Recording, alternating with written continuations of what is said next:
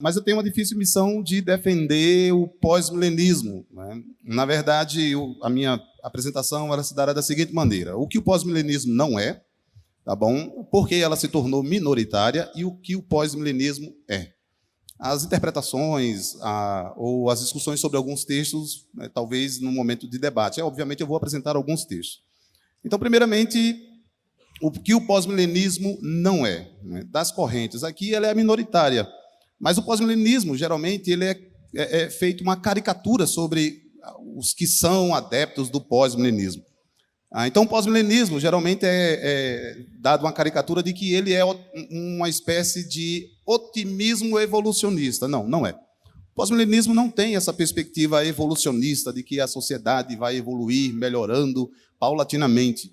Na verdade, essa perspectiva de uma sociedade que melhora evolucionalmente, né, ou socialmente, ela, na verdade, é fruto do século XVIII, século XIX, que vai impactar algumas correntes escatológicas, claro, mas certamente o pós-milenismo não, porque o pós-milenismo vem antes dessa concepção otimista, dessa concepção ou hegeliana ou darwinista, mas ela não passa por isso. Então, o pós-milenismo não é uma corrente que defende um evolucionismo ou um otimismo evolucionista da sociedade. Quem pensa dessa maneira, quem acha que desse modo, está deixando de lado um elemento principal no pós-milenismo, como eu vou afirmar mais adiante.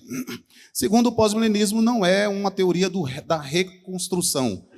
É óbvio que você vai encontrar reconstrucionistas que são pós-milenistas, mas um pós-milenista não pensa necessariamente deste modo. Então, o pós-milenismo não está associado a nenhuma, ou melhor, por necessidade, a uma teoria reconstrucionista, que os crentes devem resgatar a cultura e aplicar a lei civil de Israel em todo o âmbito. Não. Como eu disse, você encontrará pós-milenistas que pensam assim, mas não é uma necessidade do pós-milenismo. Uma outra característica é que o pós-milenista não é, em hipótese nenhuma, o evangelho social. Tá? Há uma corrente liberal do evangelho social que confunde Cristo como um professor e o exemplo e não como um salvador ou rei soberano. Então, não é porque você encontra pós-milenistas defendendo a propagação ou a ocupação de espaços culturais ou sociais que implica que ele admita pense numa perspectiva filosófica ou teológica liberal como o evangelho social. Isso me leva a concluir que o pós-milenismo não é liberalismo. Geralmente a gente encontra pessoas acusando pós-milenistas de estarem comprometidos com liberalismo. Seria um contrassenso um pós-milenista ser um liberal, no sentido teológico, uma vez que a sua tradição está firmemente vinculada nos preceitos da doutrina da criação, da doutrina do pacto, cuja expressão teológica se dá em pessoas como Jonathan Edwards, John Owen, o Charles Rogers, né, no passado, um outro grande nome, já que foram citados nomes, todos eles apelando para a autoridade, eu também não poderia deixar de apelar para algumas, né? Então, citar alguns também, né? João Calvino, o Martinho Lutero e outros que são direcionados como pós-milenistas, porque pós-milenismo, e aí entra a segunda parte da minha fala, historicamente o pós-milenismo estaria associado à tradição reformada, especialmente pós-reforma. Mas autores como Kate Madison, depois eu vou apresentar uma bibliografia, e o Jeffrey, eles apresentam um vínculo, é interessante, já que disseram que os protestantes dizem Agostinho é nosso, né? Então nós estamos aqui também discutindo ou querendo puxar para nós quem são os pais da igreja. Por exemplo, Irineu seria considerado, ou é visto também por alguns como um pós-milenista. Orígenes, a despeito de algumas dificuldades, mas eu não queria Orígenes no meu time mesmo, né? Então deixa Orígenes de lado, ainda que ele possa ter o seu valor. Tertuliano também seria um outro problema, mas também seria visto Justino Marte, né, um dos primeiros apologistas cristãos. Então, historicamente, teriam esses nomes, na reforma, esses que eu acabei de citar, na pós-reforma, esses outros, e mais contemporaneamente, aí, da antiga Princeton para cá.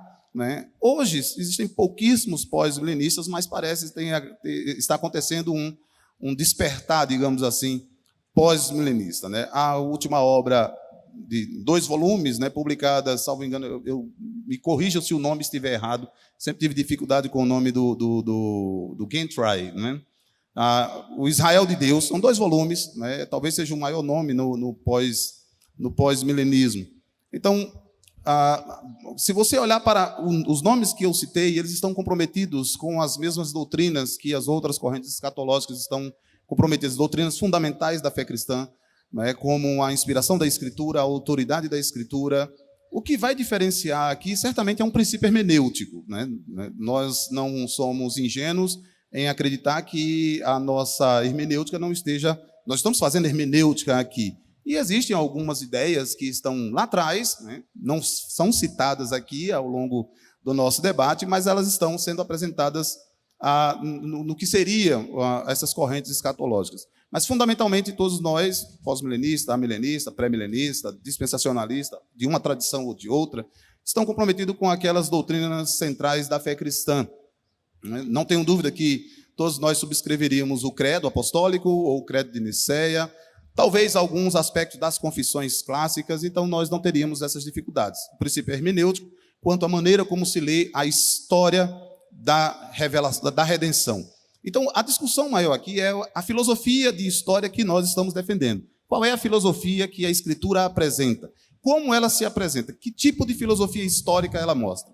Então, aí eu passo para dizer o que o pós-milenismo é. Conceitualmente, o pós-milenismo é uma concepção, né, teológica que afirma que nos últimos dias, né, é uma concepção missiológica e principalmente cristológica. Escatologia não pode ser discutida sem cristologia. Geralmente nós tomamos a escatologia como ponto último do debate, mas sem levar em consideração quem Cristo é. Para o pós-milenista, para o pós-milenista, então, ou um pós-milenismo é a concepção missiológica de que nos últimos dias o Espírito de Deus seria derramado dramaticamente sobre a igreja, de maneira que ela impactaria, tá, por meio de missões, outras nações. E o Espírito seria, então, o meio pelo qual a igreja estaria levando o nome de Cristo. Isso é interessante porque, na história de missões, muitos missionários estavam associados ao pós-milenismo, a visão de que o nome de Cristo precisa ser levado a todas as nações, implicaria, então, a missão, porque o seu nome sendo levado implantaria ou traria definitivamente o seu reino. Então, o pós-milenismo, ou um pós-milenista, é alguém que tem Cristo como Senhor, cujo Espírito é derramado sobre a igreja, trazendo o avivamento, o impacto, para que a igreja se torne missionária em levar o nome de Cristo. Isso é interessante, eu não sei se os irmãos concordam comigo, mas é curioso que nós não temos uma igreja hoje de muito atuação evangelística, porque elas esqueceram aquilo que nós chamamos de grande comissão. Então, o pós-milenista, né, na verdade, tem essa concepção. Um outro aspecto é que o pós-milenista entende, tá, aqui... Um minuto. Um minuto. É um ponto difícil de tratar, mas o pós-milenista entende que nos últimos dias o Espírito de Deus também salvaria um número expressivo de judeus étnicos, né, inserindo-os na igreja. Então, um pós-milenista também não tem nenhuma dificuldade, ou pelo menos alguns, com a visão de um reavivamento também do povo de Israel. Então, pós-milenista seria... Eu teria mais 3 pontos para tratar, mas um minuto apenas não vai ser possível. Mas o pós-milenista, esses 2 pontos eu acredito que são fundamentais. O aspecto cristológico de Cristo como Senhor da igreja, ter o seu nome levado a todas as nações, derramando o seu Espírito sobre a igreja para que ela faça isso e assim o seu reino seja cada vez mais crescente.